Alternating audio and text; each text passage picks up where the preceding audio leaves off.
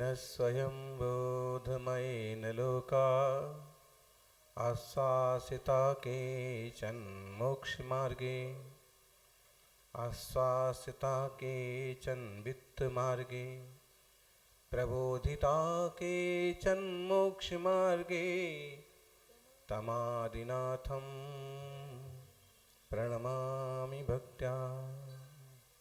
आदिनाथ भगवान की। मंदिर के मूल नायक है महावीर भगवान। थोड़ा सा कीर्तन करें। कित्ती बंदी मैया कीर्तन करना चाहिए।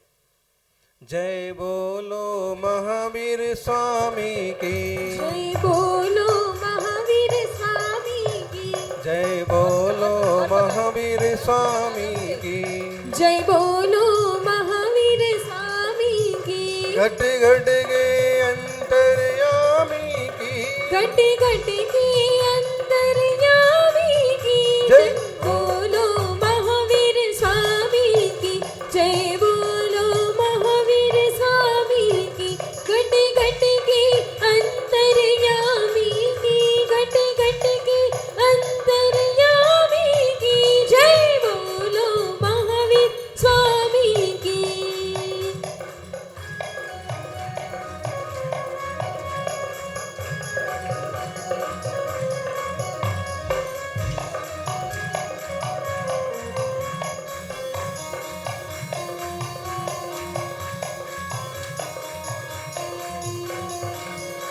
वो धर्म सिखाने आए थे, वो धर्म सिखाने आए थे, वो पाप मिटाने आए थे, वो पाप मिटाने आए थे। जिन पीर हरि हर प्राणी की, जिन पीड़ हरि हर प्राणी की।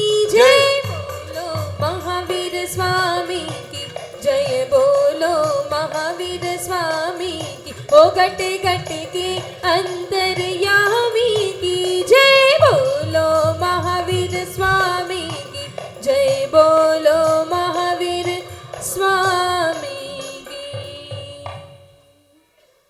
प्रभु कुंडलपुर अवतार लिया, जय हो जय कुंडलपुर अवतारी थे, कुंडलपुर अवतारी, प्रभु कुंडलपुर अवतारी है। प्रभु कुंडलपुर अवतार लिया, प्रभु कुंडलपुर अवतार लिया। जो आया शरण में सो पार किया, पार किया उस त्रिशलानंदन ज्ञानी की, उद त्रिशलानंदन ज्ञानी की। जय बोलो महावीर स्वामी की, जय बोलो महावीर स्वामी की। घट घट के अंतर्यामी की, घट घट के अंतर्यामी की। जय बोलो महावीर स्वामी की, जय बोलो महावीर स्वामी की। जय बोलो महावीर स्वामी की। थोड़ा आगे आगे सरक आए, इस तरफ आ जाएं और जयकारा जोर से लगाएं। इस तरफ पुरुष बैठे, इस तरफ मातृवर्ग बैठे।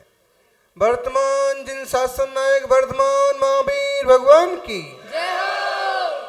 दोनों हाथ उठा करके। आचार्य श्री आदिसागर जी महाराज की जय हो। अभी नहीं उठे, छत तक जाना चाहिए आपके हाथ। आचार्य श्री महावीर कीर्ति जी महाराज की जय हो। तपस्वी सम्राट गुरुदेवाचार्य श्री सन्मति सागर जी महाराज की जय हो। बोले परम पूज्य दूरपटाधीश चक्रवर्ती राष्ट्र संत राष्ट्र गौरव वर्तमान के वर्धमान आचार्य भगवान श्री सुनील सागर जी गुरुदेव की। महासाहू महासाहू।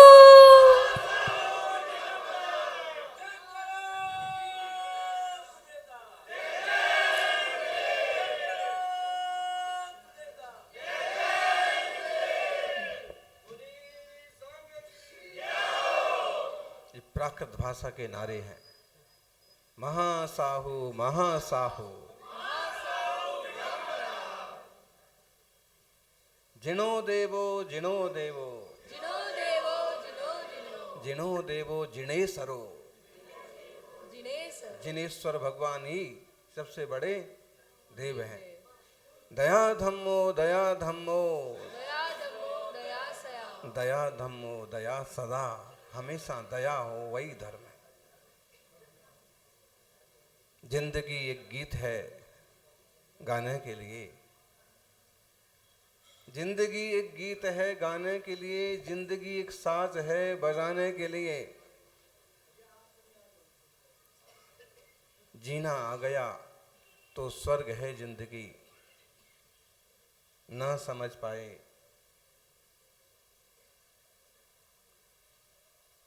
जीना आ गया तो स्वर्ग है जिंदगी, ना जी पाए तो जिंदगी के मार्ग है नरक जाने के लिए।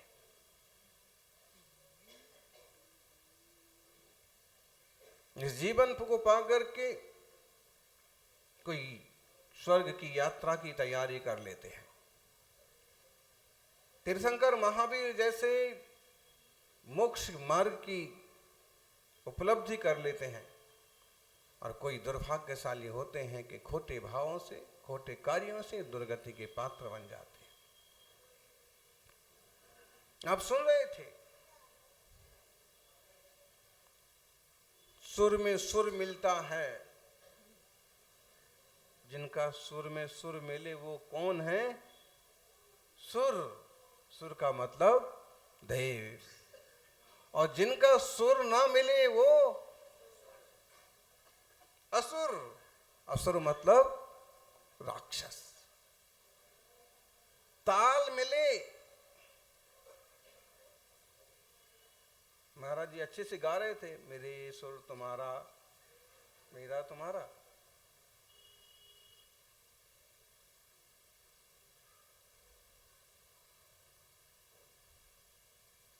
ताल मिलता है तो संगीत बन जाता है। ताल मिलता है तो संगीत बन जाता है, स्वर मिलता है तो गीत बन जाता है, और ताल नहीं मिलता है तो बेताल बन जाता है। तो बेताल मतलब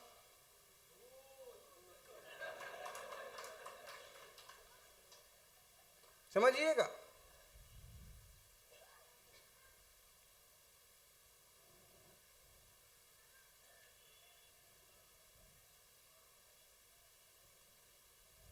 सौभाग्यशाली हो।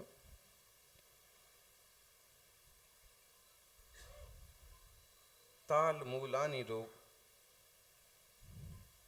ताल मूलानी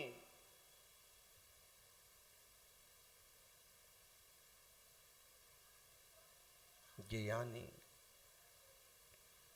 ताल मूलानि ज्ञानी, ताले सर्वम प्रतिष्ठितम, तालहीना न शोभास्ति, मंत्रहीना तथा होती।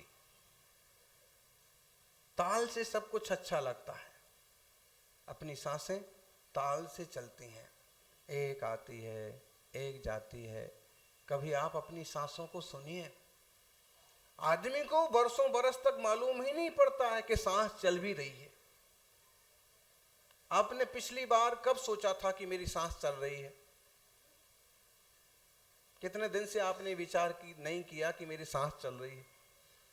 किया? कई लोग ऐसे होंगे महीनों से वर्षों से विचार में नहीं आया कि सांस चल रही है कि बंद है। आपकी सांस चल रही है कि बंद है? कैसे मालूम आपको? बैठे ना, जिंदा बैठे, इसी से मालूम है। नहीं चल रही है वो तब मालूम पड़ता है जब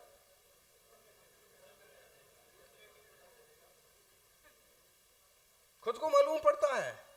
दिल्ली का प्रदूषण बहुत फैल गया तो अब सांसों में तकलीफ हो रही, बड़ा बेचैनी हो रही, अब ऑक्सीजन लगाओ। अभी तक ऑक्सीजन मुफ्त की मिल रही थी तो समझ में नहीं आ रहा था।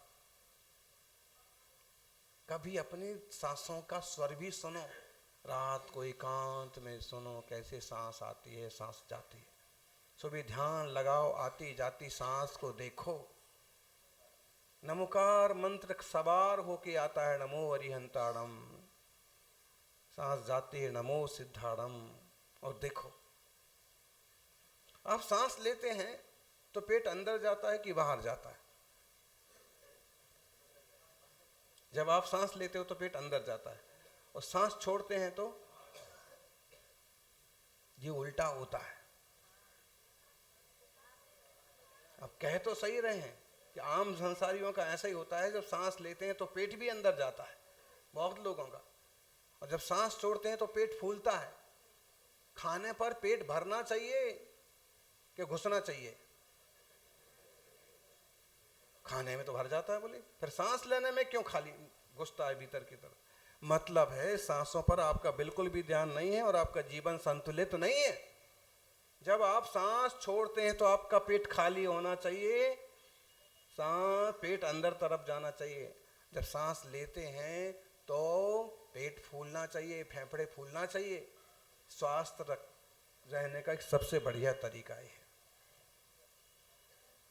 और कभी भी टेढ़े नहीं बैठना चाहिए, बूढ़ों की तरह सीधे बैठना चाहिए। और सीधे, अगर इस आसन में सीधे नहीं बैठ सकते हो तो फिर ये वाला आसन लगाओ, अर्ध पद्मासन, इसमें सीधे बैठे रहेंगे। टेढ़े बैठेंगे कमर प्रॉब्लम हो जाएगी, सीधे बैठेंगे, हाँ, एक पांव के ऊपर दूसरा पांव लगाते हैं, अर्ध पद्मासन या पूरा पद्मासन बनाते हैं, तो फिर आप सीधे ही बैठते हैं, टेढ़े नहीं बैठ सकते। जो भी है ये सब स्वर विज्ञान में आता है। इस तरह के आजकल बहुत सारे ध्यान भी विकसित किए गए। सांसों को देखो, श्वास प्रेक्षण, योग करो, प्राणायाम करो। संघ में भी सुबह होता है थोड़ी देर के लिए। भाव समझना, सांसों की अपनी एक ताल होती है। कभी आप सांसों की ताल बदलो, थोड़ा सा अनुलोम विलोम करो।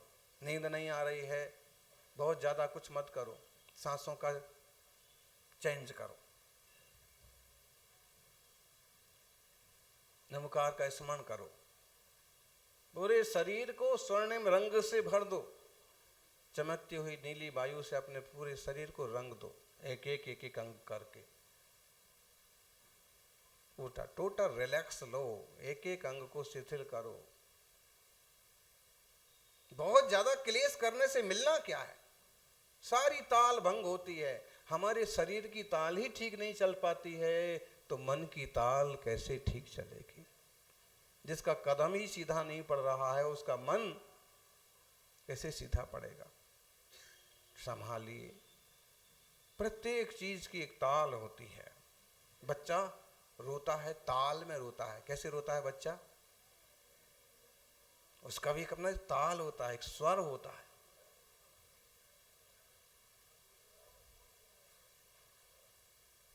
सांस लेते हैं, ताल में होती है। भक्ति में एक ताल होता है। जीवन में एक ताल बनाइए, एक समय सारणी बनाइए, एक भक्ति आराधना का समय निश्चित कीजिए। जीवन संगीत बन जाएगा। एक छोटी सी कहानी है।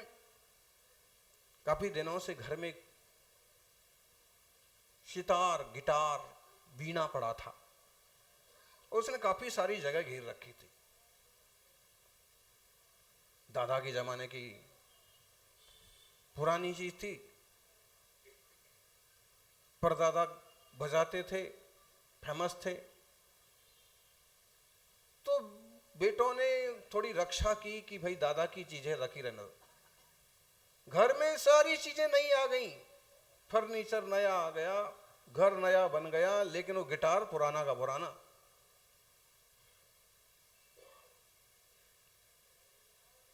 कार नई आ जाती है,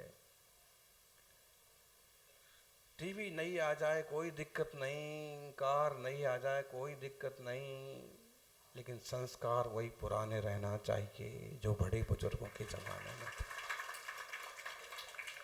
क्योंकि अगर आजकल के चालू वाले संस्कार आ गए, बेवकूफ़ी वाले, बेईमानी वाले, वासना वाले, तो सब कुछ खत्म हो जाएगा। पोतों से रहा नहीं गया। उन्होंने कहा पिताजी इसकी जरूरत क्या है? दीपावली की सफाई हो रही है, इसको भी हटाओ। पिता ने थोड़ा समझाया कि देखिए भले हम कोई बजा नहीं पाते लेकिन एक बहुत बड़ी चीज है, ये परदादा की चीज है, और वो इसमें फेमस थे और बड़े गिफ्ट उन्हें जीते थे, अवार्ड्स पाए उन्होंने।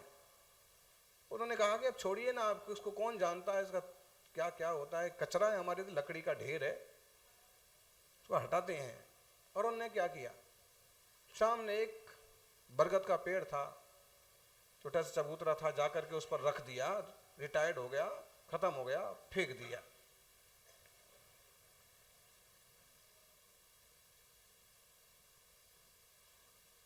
रात को रख के आए ताकि ये भी मालूम ना पड़े मोहल्ले वालों को कि कचरा कौन डाल के गया। देखो ये बात में लोग बहुत बुद्धिमान हैं, घर का कुछ कचरा एक्स्ट्रा निकले और उठाने वाला कोई ना हो तो कहाँ डालना चाहिए, कहाँ डालना चाहिए, अपने घर के सामने। कूड़ादान नहीं है वहां, मान लीजिए है, थोड़ी दूर है, फिर कहाँ डालना चाहिए, पड़ोसी के घर के आजू बाजू में। लेकिन कितने बजे डालना चाहिए ये भी बताओ। हाँ 9 बजे के बाद, जब सो जाएं, दरवाजे बंद हो जाएं। और खासकर आजकल इस बात का और ध्यान रखना कि सीसीटीवी कैमरा की नजर बचा के डालना चाहिए।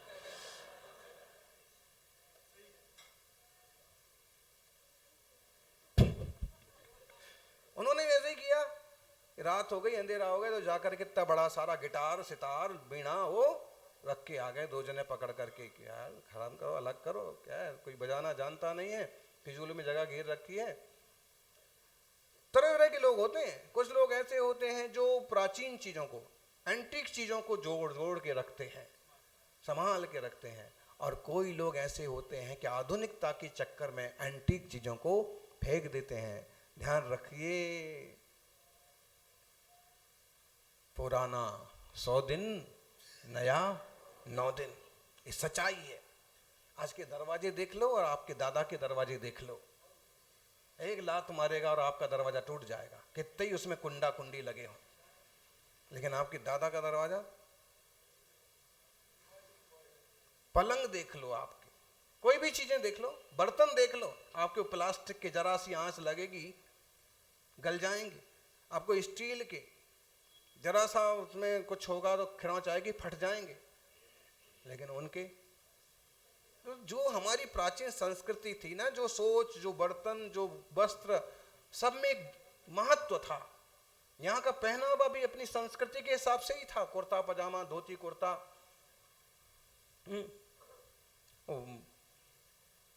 खैर जग्गा झोला पहन के आ जाते हैं। बताइए, पहचानना मुश्किल होता है कि ये दादी है और ये पोती है, जो कि पहचानते नहीं है अपन, लेकिन अच्छा नहीं लगता है ना। एक बाई की भी एक पहनावा, एक उम्र के बाद का एक पहनावा होता है, हैं? अगर 60 साल की दादी जीन्स पहन के आ जाए कैसा लगता है? तुम भले हंसो लेकिन बोलने में भी खराब लगता है। तो एंटीक जो अपनी प्राचीन संस्कृति है, सभ्यता है, उसका एक अपना बल है, एक दम है, एक वर्चस्व है। दादाजी दादाजी जैसे दिखना चाहिए, पोते को कहने भी अच्छा लगता है, हमारे दादाजी हैं। दादाजी एकदम दिख रहे हैं, एकदम सफा चट। भले आपको श्रृंगार अच्छा लगता है, लेकिन सुनने और कहने में भी। और एक बात है, आजकल कोई दादा दादी कहलाना नहीं चाहता। अब हो गए तो क्या करें, बुरा मान जाते हैं। किसी को आप काकी जी बोलो, दादी जी बोलो, मम्मी जी बोलो, अम्मा जी बोलो, ऐसा जमाना आ रहा। अरे प्यार के शब्द हैं, प्राचीन सम्मान के शब्द हैं, देसी शब्द हैं। हमसे बार वाले ने भी हमको माँ बोला ना, तो बड़े प्यार से, बड़ी सहजता से जवाब देना चाहिए कि हाँ बेटा। क्यों? उसमें एक माँ का सम्मान है।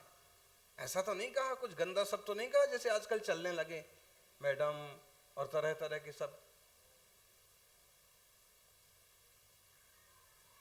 जो भी है, तो हम एंटीक वस्तुओं को भी संभालें, एंटीक प्राचीन संस्कारों को भी संभालें।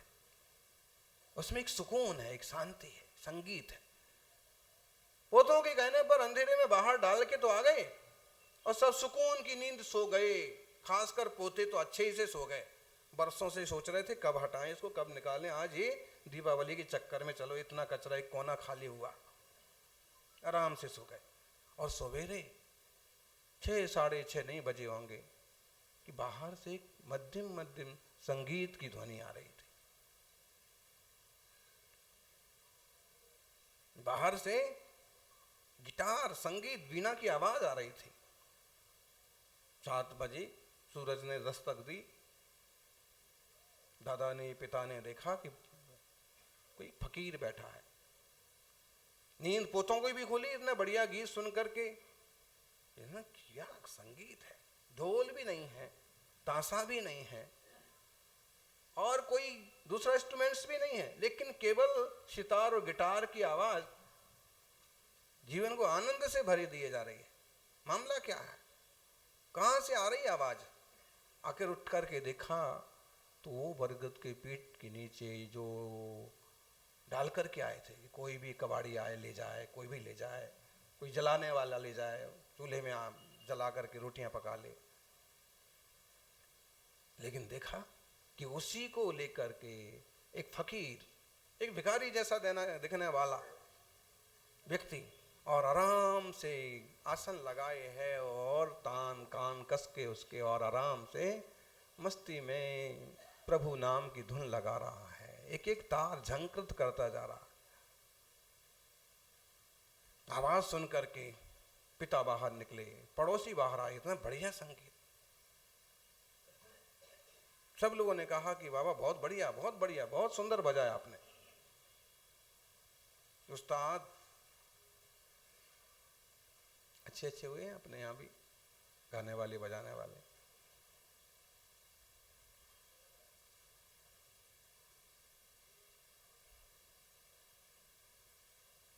सरोद, सितार, बीना, देसी यंत्र हैं ये सारे। पड़ोसी ने कहा बहुत बढ़िया बाबा, आज हमारे यहाँ भोजन करना, आप यहीं रुको, जरा हमको भी सुनाओ क्या आनंद आता है। तो इतने में किसी ने कहा कि आपका ये गिटार है, हमें दे दो, इसके एवज में आप चाहो तो हमसे 1000-2000 रुपए लो। अब इनने देखा कि ये तो इसकी तो कीमत लगने लगी। दूसरे ने कहा कि बाबा अगर देने का मन ही हो तो हमको दो, हम 5000 देने को तैयार है। किसी ने कहा कि हम आपका एक लेना नहीं चाहते हैं, आप बड़े अच्छे से बजाते हैं, लेकिन इसमें जो स्वर निकलते हैं अद्भुत है, 10,000 रुपये ले लो और हमें दे दो। तभी उन लोगों ने कहा कि कैसे ले लो, कैसे दे दो, ये हमारा है।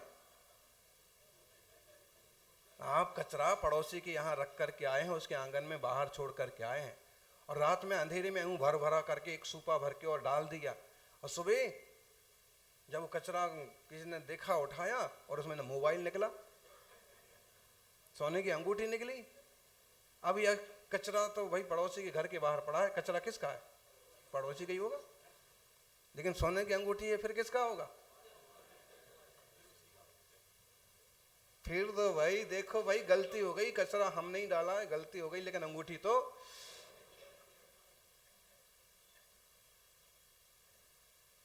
यानी कचरे में भी सोने की अंगूठी पड़ जाए तो भी उसे वापिस उठाना होता है। कसाय और कलमस में और शरीर में भी आत्मा पड़ जाए तो भी आत्मा को वापिस निखारना पड़ता है। आत्मशुद्धि के पथ पर चलना होता है, सोना है आत्मा। सौभाग्यशालियों, आपस में स्पर्धा पड़ गई। उन लोगों ने कहा कि हमारा है। पड़ोसियों ने कहा कि इतनी देर से भाई गीत संगीत हो रहा है, हम लोग आवाज लगा रहे हैं, तब तो नहीं बोला आपने? तब बोले दिमाग में ये हिसाब लगा रहे थे कि कचरा वापस लेके जाएं घर में कि नहीं, लेकिन जब देख रहे कि इसकी जैसे वैल्यू हो रही, इतना स्वर निकल रहा, संगीत हो रहा, हमारा है, अब ख्याल आया तुम्हें।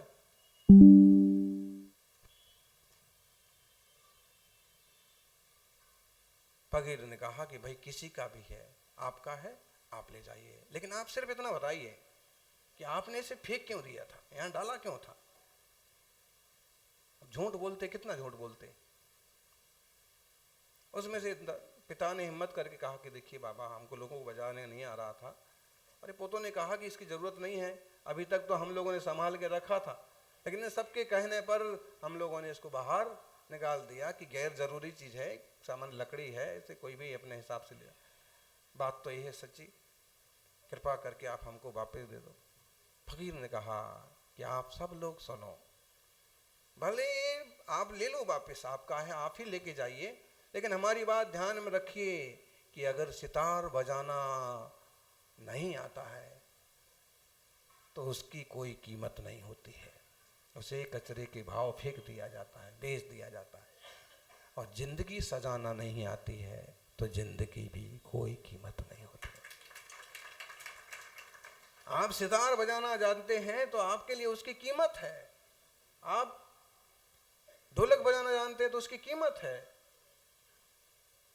इसी तरह से आप जिंदगी जीना जानते हैं तो जिंदगी की कीमत है, वरना लोग आत्महत्या करते हैं, गालियां देते हैं, मारे मारे फिरते हैं, शराब का नशा करते हैं, दुखी और क्लेशमय जीवन जीते हैं। दुख किस बात का, क्लेश किस बात का? आई एम फुल्ली हैप्पीनेस, मैं पूर्ण आनंदित हूं, मैं पूर्ण हूं, अब मैं हूं अपने में स्वयं पूर्ण। स्वर निकालिए जिंदगी से, जिंदगी स्वस्वर बन जाएगी। और दुखी होना है तो हजार उपाय हैं, दुखी होने के भी बहुत रास्ते हैं। और सुखी रहना है, अगर आप सुखी रहना चाहते हैं, आप आनंदित रहना चाहते हैं, तो आपको कौन दुखी कर सकता है? बताइए, बताइए। हाँ, आज मुझे सासू ने दुखी कर दिया, आज मुझे ससुरे ने दुखी कर दिया। अच्छा, ससुर और असुर में क्या अंतर है? हैं?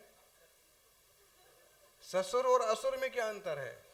बोले बहू कह रही ससुर और असुर में कोई अंतर नहीं।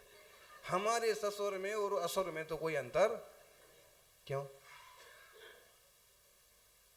लेकिन दूसरी बहू कहती है ससुर और असुर में बहुत अंतर है। असुर दुख देता है, परेशानी खड़ी करता है, और ससुर जो है परेशानियां मिटा देता है, जीवन को सुकून से भर देता है, परिवार की समस्याएं दूर कर देता है। सासू, कभी कभी परिवार में ऐसा हो जाता है झगड़ा टंटा सास बहू का कि बहू सोचती है कब मरेगी सासू, कब आएंगे आंख में आंसू। तो क्यों ऐसा हो रहा? ऐसा क्यों हो रहा? आपके जीवन का स्वरताल संगीत बराबर नहीं चल रहा है।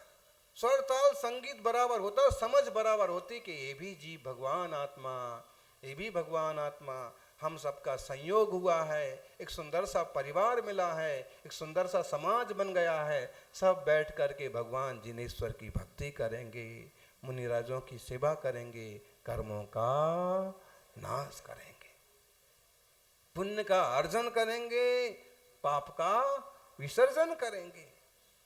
थिंकिंग। कुछ परिवार आपको ऐसे मिलेंगे पूरा परिवार धर्म में रंगा हुआ, बेटा भी पड़गांगू खड़ा है, पिता भी खड़े हैं, दादा भी खड़े हैं, पोता भी खड़ा है। पूजा में गए तो भले क्रम बदल जाए कि पहले पिता गए हैं बाद में बेटा गया है, लेकिन सौभाग्य, कितने सौभाग्यशाली जीव हैं। और फिर उनकी पारिवारिक शांति देखिए। हमको कल कोई पूछ रहे थे सज्जन, देखिए जहां कलह होता है, जहां सुमति तहां संपत्ति नाना, जहां विपत्ति तहां कुमत निदाना, जहां कुमति तहां विपत निदाना। क्या एक रामचरितमानस की पंक्तियां हैं कि जहां सुमति होती है ना जिस परिवार में, सुमति माने मिलनसारता, प्रेम, एक दूसरे को निभा लेना, एक दूसरे को संभाल लेना, एक दूसरे को सहन कर लेना है, जहां सुमति होती है, जहां सुमति तहां संपत्ति नाना, वहां संपत्तियां चली आती हैं। जहां कुमति, इसकी टांग खींचो, इसको नीचे पटको, ये आगे कैसे बढ़ गया, लालच पैदा हुआ, तृष्णा पैदा हुई, विकार पैदा हुआ, द्वेष पैदा हुआ, वहां कुमति पैदा हुई, वहां क्या होगा, विपत्तियां आ जाएंगी, वैसा परिवार वैसा समाज भी बर्बाद हो जाता है। आप देख लीजिए कुछ समाज आपको ऐसे मिलेंगे कि उसमें वरिष्ठ जन, समाज के प्रतिनिधि आपस में भिड़े रहते हैं। आप उसकी दुर्दशा देख लो। वहां होने को 100 परिवार होंगे, एक साधु को नहीं ला सकते। बढ़ रहा है, कौन लाएगा, कौन करेगा, कौन चौका लगाएगा। और जहां सुमति है वहां चाहे 5 घर हों, चाहे 5000 घर हों, बड़े से बड़े संघों की सेवा हो जाती है। तीर्थंकरों की मोक्ष कल्याण जन्म जयंतियां बड़े उत्साह से हो जाती हैं। सुमति है, भाई तुम ऐसा कर लेना, जी ऐसा कर लेंगे, हम ऐसा कर लेंगे, सब मिलजुल करके उस काम को पूरा कर लेंगे। और मैं ऐसा क्यों कर लूं, मैं तुम्हारी बात मानने के लिए मैं तुम्हारा नौकर हूं क्या? भाई नौकर नहीं है, साधर्मी भाई हैं। साधर्मी भाई हैं तो मैं कहूंगा वो करना पड़ेगा, वही हो गया। तुमने कहा कि हमने कहा, काम तो होना चाहिए ना। परिवार में भी यही है, ताल बैठे, स्वर बैठे। अगर आपस में सुर बैठ गया, सुर बैठ गया तो सुर हैं सब। सुर का मतलब देवता। और आपस में ताल और स्वर ना बैठा तो, सुर ना हो तो क्या बोलेंगे? फकीर ने कहा कि जैसे इसके तार बिठा करके और इस पर उंगलियां फेरने से संगीत पैदा होता है, ऐसे जिंदगी के तार सही सही बिठा करके और वात्सल्य की उंगलियां चलाते रहने से जिंदगी में भी संगीत पैदा हो जाता है। सौभाग्यशाली हो। ताल की अपनी गरिमा होती है। मूर्तियों का भी एक ताल होता है। मूर्तियों का जो माप होता है ना, उसे शास्त्रीय भाषा में ताल बोलते हैं। 10 ताल की प्रतिमा, 9 ताल की प्रतिमा, सामान्यतः 10 ताल की प्रतिमा बनती है। बाहुबली स्वामी की प्रतिमा अपवाद है उसका। बाहुबली की प्रतिमा, गोमटेश्वर की 9 ताल की प्रतिमा है और संसार का अजूबा है, लेकिन वो भी ताल से। म्यूजिशियन बैठे हैं, अब एक कुछ बजाए, दूसरा कुछ बजाए, तीसरा कुछ करे, हैं? एक मोबाइल पर डट पड़े, एक दूसरा किसी गप्पों में लग जाए, दूसरा अपना बड़बड़ाता रहे। बताइए क्या होगा म्यूजिक का? जनता का क्या होगा? सब गड़बड़ हो जाएगा भैया। ऐसा अच्छा, और तीनों ने आपस में तालमेल बिठाया बराबर, और जो स्वर और जो ताल पैदा की, लोग कहने लगते भाई अगली बार भी इनको ही बुलाना, क्या बढ़िया। परिवार में भी सदा, परिवार में एक बहू आई और उसने ऐसा माहौल पैदा कर दिया, एकदम क्लेश होने लगा। और जब गई तो दूसरी बार बुलाने के लिए सोचना पड़ता है, थोड़े महीने भर और बाद आए तो चलेगा। लेकिन आकर के अगर उसने घर को इस ढंग से सेटल किया, एक ढंग से प्रेम से संभाला कि उसकी जाने पर लगता है कि जल्दी वापस आए। समय से सारी चीजें मिल जाती हैं, पूजा की सामग्री मिल जाती है, धुले कपड़े मिल जाते हैं। मंदिर से आओ तो तुरंत एक आसन के लिए भोजन मिल जाता है। रात्रि भोजन का त्याग है तो रात के पहले भोजन मिल जाता है। उपयोगी बनिए ज्ञानी। चमड़े की पूजा नहीं होती है, चर्म की पूजा नहीं होती है, कर्म की पूजा होती है। किसी का चर्म बहुत अच्छा हो तो कोई मतलब नहीं, लेकिन उसे कर्म अच्छे हो तो फिर भाई कुछ भी है, भले सांवली है लेकिन छोटी वाली बहू जो है बढ़िया है। और अगर सुंदरता के ऊपर, चर्म के ऊपर कर्म भी अच्छे हैं तो भाई सुंदर भी है, सुशील भी है। और कैसी चाहिए बेटी, बहू कैसी चाहिए? वो छपवाते हैं, बोलते भी हैं मंच पर, सुंदर, सुशील और संस्कारी और मिलनसार, गृह कार्यों में दक्ष। गोरी, सुंदर सुशील में आ गया। ये देसी शब्द है सुंदर सुशील, उसमें फेयर नहीं लिखा जाएगा, गोरा नहीं लिखा जाएगा। यहां सुंदर का अपने आप में एक बहुत बड़ा अर्थ है कि जिसका जीवन, जिसका व्यक्तित्व भी सुंदर हो। रंग तो सुंदर हो, अच्छी बात है, व्यक्तित्व की सुंदरता, रंग की सुंदरता थोड़े दिन रहती है, व्यक्तित्व की सुंदरता हमेशा रहती है। आपको समाज में ऐसे सांवले सांवले लोग भी मिल जाएंगे जिनका अपना एक वर्चस्व है, जिनकी अपनी एक सोच है, जिनका एक अपना सम्मान है। उनसे चर्चा किए बिना कई सारी चीजें लोग चालू नहीं करते हैं। पहले बहुत बुद्धिमान आदमी है, पहले उनसे बात करो।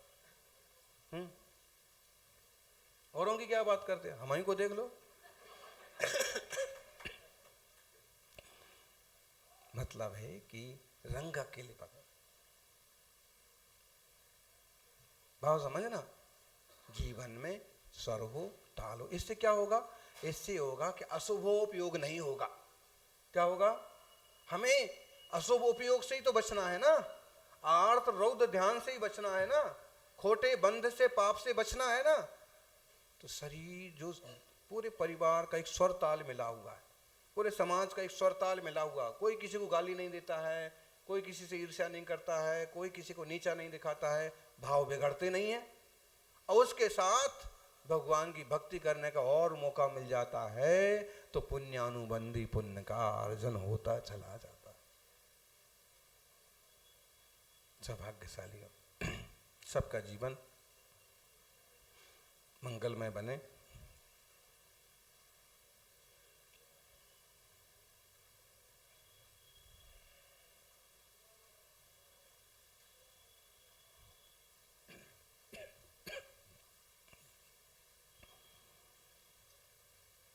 सबके जीवन में एक सुकून हो।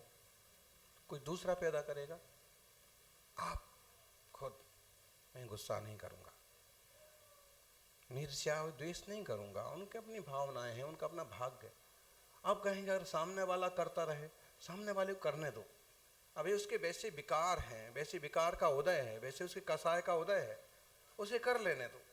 जिस दिन कभी उसकी कसाएं शांत होंगी तो उसे भी लगेगा कि मैंने बड़े भाई के साथ, मेरे समाज के वरिष्ठ जनों के साथ गलत व्यवहार किया, कभी तो बुद्धि आएगी। आप सिर्फ एक कोशिश करो कि आप अच्छे बने रहो, और अगर संभावना है तो दूसरे को थोड़ा सा हैंडल करने की, समझाने की कोशिश करो। उलझने की कोशिश, माहौल बिगड़ जाएगा। किसका? बाहर का बिगड़ेगा बिगड़ेगा, अपने भीतर का माहौल बिगड़ जाएगा। अपने को ही नींद नहीं आएगी, यार क्या क्लेश पाल लिया है, अपने को ही नहीं माला में मन लगेगा।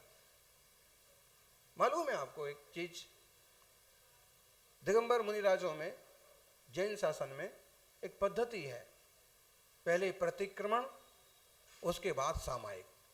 क्योंकि श्रावक, कई श्रावक नहीं समझते हैं, तो महाराज जी प्रतिक्रमण कर रहे हैं तो भी बोलते हैं सामायिक कर रहे हैं, महाराज जी सामायिक में बैठे हैं तो बोलते हैं प्रतिक्रमण कर रहे हैं, महाराज ध्यान में बैठे हैं तो बोलते हैं स्वाध्याय कर रहे हैं। अरे भाई, शास्त्र खोल के जब बैठे हैं, चर्चा कर रहे हैं, पढ़ रहे हैं, तो स्वाध्याय है। जब प्रतिक्रमण सूत्रों का उच्चारण कर रहे, मिच्छामि दुक्कड़ कर रहे, तो वो प्रतिक्रमण है। जब आंख बंद करके ध्यान में बैठे हैं तो वो सामायिक है, ध्यान है। माला फेर रहे हैं तो जाप्य।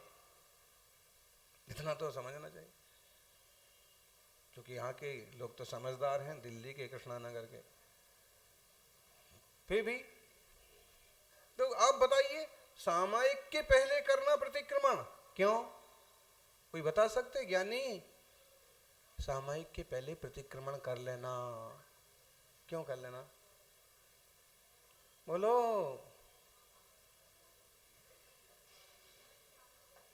बोलो बोलो ज्ञानी।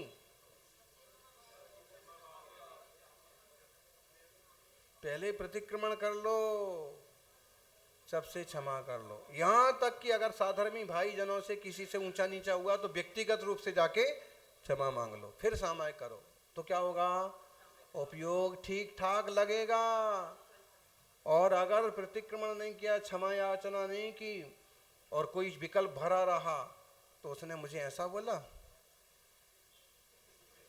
देख लूंगा, माला में मन नहीं लगेगा, जाप में मन नहीं लगेगा।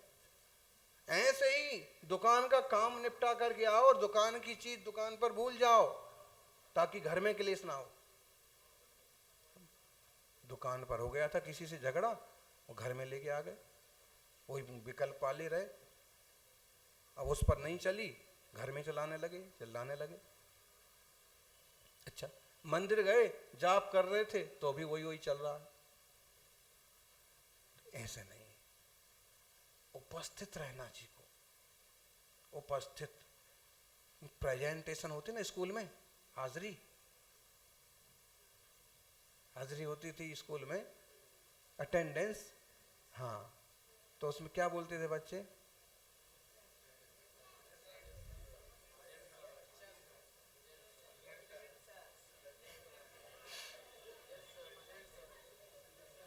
सब अलग अलग बोलते थे, आप क्या बोलते थे? हाँ जी, हाजिर हैं। हाँ, उर्दू का सब पहले हाजिर चलता, हाजिर हैं, यस सर, फिर यस सर आ गया, प्रेजेंट सर, उपस्थित। हाँ, विद्यालय वाले उपस्थित, उपस्थित है, जो भी है प्रेजेंट है ना, वो कह रहे उपस्थित हैं। हाँ हैं। सिर्फ शरीर से उपस्थित हैं कि मन से भी उपस्थित हैं? मन से भी उपस्थित होना, तब बात बनेगी। तो अपन इस पर गौर करें और उपस्थित हों। थोड़ी सी सामायिक, थोड़े से प्रतिक्रमण कर लें और सामायिक करें, ताकि ध्यान अच्छे से हो। भावनाएं भावों का नाश करती हैं, भावनाएं भावों को बढ़ा भी देती हैं। अपनी भावनाएं निर्मल बनाइए। और देखिए तो कृष्णनगर वाले भूत की तरह हैं, मतलब पीछे पड़ जाएं तो पड़ गए। और ये अच्छे वाले भूत हैं, मतलब देखा जाए तो कोई चांस नहीं था, लेकिन ऐसे भाव बन गए। फिर एक और निमित्त बन गया। फिर हमने संघ में कहा कि देखो भाई, उन लोगों का बहुत आग्रह है, तो अब अपन जो समय है उनको देंगे। तो फिर भावनाओं में वो शक्ति होती है कि भगवान को भी रास्ता। मुनि संघ, योग संयोग बन गया, सौभाग्य है। ये उदाहरण हमने क्यों लिया? मतलब आप जो सोचते हैं हमारा मंदिर आलीशान बनेगा, हमारा प्रवचन मंडप आलीशान हो, उस पर आप फोकस तो कीजिए, उस पर भावना तो दीजिए। सब लोग जब सोचते हैं तो होता है। ऐसे ही मेरी आत्मा भी परमात्मा हो, मैं भी कभी साधु बनूं, और जब तक मैं साधु नहीं बनता हूं तब तक साधुओं की सेवा करता रहा हूं। सौभाग्यशाली हो। साधु होना जीवन का परम सौभाग्य है, और 50-60 साल तक साधना करना जीवन का और बड़ा सौभाग्य है। आचार्य श्री विद्यासागर जी को कितने हो गए साल साधना करते करते? कितने साल हो गए? उनकी दीक्षा तपस्वी सम्राट आचार्य सन्मति सागर जी महाराज के आसपास की दीक्षा है, हैं? 68 की है ना? हाँ, तो वो आचार्य महाराज सन्मति सागर जी की दीक्षा 62 की। खैर 6-7 साल का अंतर है, लेकिन कितने साल हो गए? कोई व्यक्ति आप देखिए, लोग बताने आते हैं महाराज जी आज हमारी, हाँ क्या बोलते हैं उसको, शादी की सालगिरह,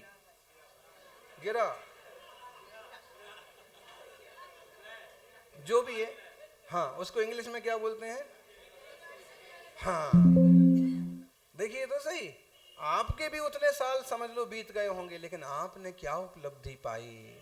और एक उस जीव को देखिए कि पूरे देश में जैन धर्म का फल रहा है।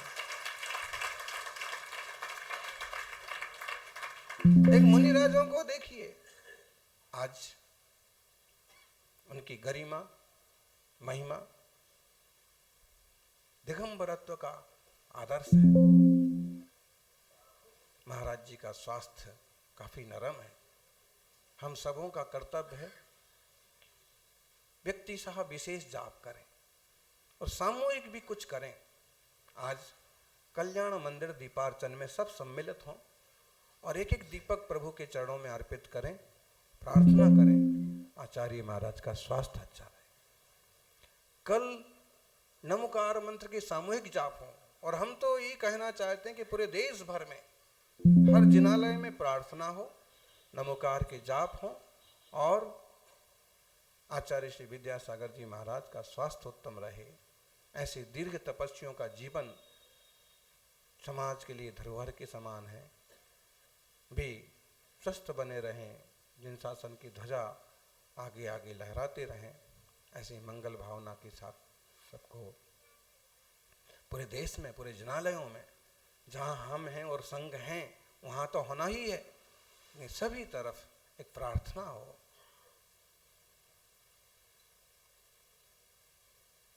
स्वास्थ्य के लिए, स्वास्थ्य की मंगल कामना के लिए और पूर्वाचार्यों तथा उनके पद चिन्हों पर चलते हुए ये पूरी श्रमण परंपरा स्वस्थ रहे, आत्म साधना करते हुए सिद्ध बने, प्रत्येक जीव आत्मोपलब्धि को प्राप्त हो, इसी मंगल कामना के साथ जय बोलिए 24 तीर्थंकर भगवान की, अहिंसा मई सनातन जैन धर्म की। बोली परम पूज्य चतुर्थ पट्टाधीश